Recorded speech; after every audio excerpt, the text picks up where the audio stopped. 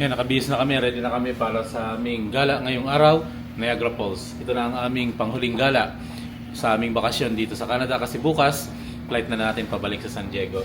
Kitang-kita dito sa bintana ng aming hotel na tinutuluyan, itong snow lalong lumalakas. Pupunta tayo sa Port Credit train station, 2 hours ang biyahe papunta sa Niagara Falls.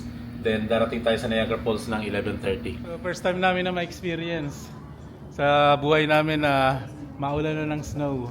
So hindi ka naman pala na babasa pag nadampian ka nitong snow. Kanina, itong kalsada na to, actually driveway ito papunta dito sa ating hotel na tinutuluyan. Kanina, kalsada pa yan. Pero ngayon, hindi mo na maaninag yung kalsada niya kasi nabalot na siya ng snow, puting-puti.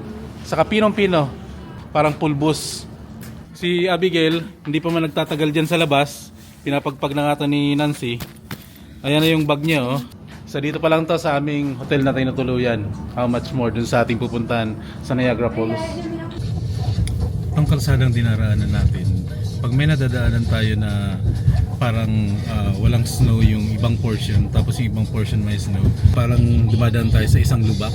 Okay, andito na kami sa Port Credit GO train station. Dito tayo sasakay ng train papunta sa Niagara Falls. So nag-aantay tayo na ma-activate itong ating ticket. Ayan. So ma-activate siya in 2 minutes 52 seconds. So itong ticket na to, $10 ang bawat isa na pamasahe namin. Balikan na to. So ito na ata yun. Pasok na. Sa taas daw gusto ni Abby. Dito tayo. So dito kami sa taas nitong train.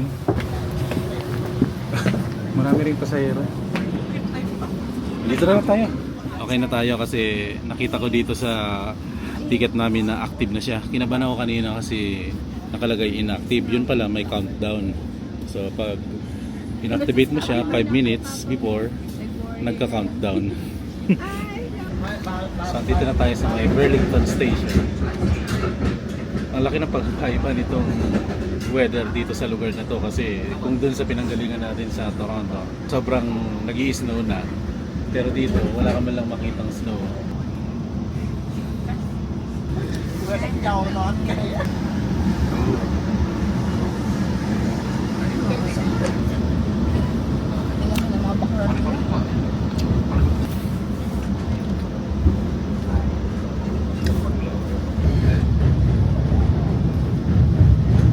Okay, andito na tayo sa Niagara Falls train station.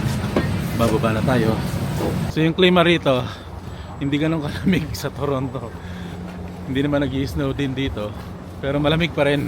Ito na yung bus na sasakyan natin. Ang daming nakabang na. Ayan, GO train to Table Rock. So pagdating natin sa Table Rock, ipapakita natin yung ticket natin para mapalitan yun ng physical na ticket. Pag sakay natin dito sa Wigo Bus, in-scan lang yung ating ticket na nasa cellphone natin. Ang daming tao, Taiwan na. Pero sinansi nakaupo siya. Baba natin ang Wigo Bus, kailangan nating pumunta dito sa building na ito.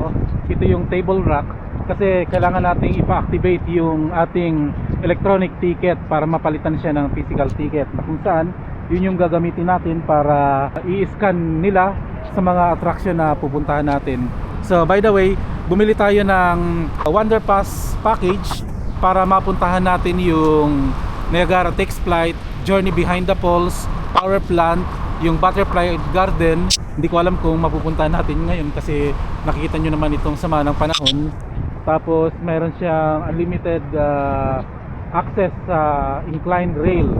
Then kung mapapansin nyo dito, sa bungad pa lang itong Table Rock building, itong mga tanim dito talagang nag-frozen na, oh. Talagang balot na balot na siya ng yelo. Ito mga halaman nito na hindi siya snow talaga, kundi talagang yelo na, oh. Bababasag siya, oh. Oh. Balot na ng yelo. Ayan, oh. So ang dami niya. Kitang-kita rin dito sa ating likuran yung mga hotel na nakapalibot dito sa Horseshoe Falls. Kailangan na natin pumasok para mapa-activate natin itong ating electronic ticket. Nang sa ganun, maumpisa na natin ang ating unang attraction sa araw na ito. Okay, pasok tayo guys at ang tigas na ng aking mga daliri. Tingnan nyo, pati itong door handle oh. Yellow na oh. Grabe.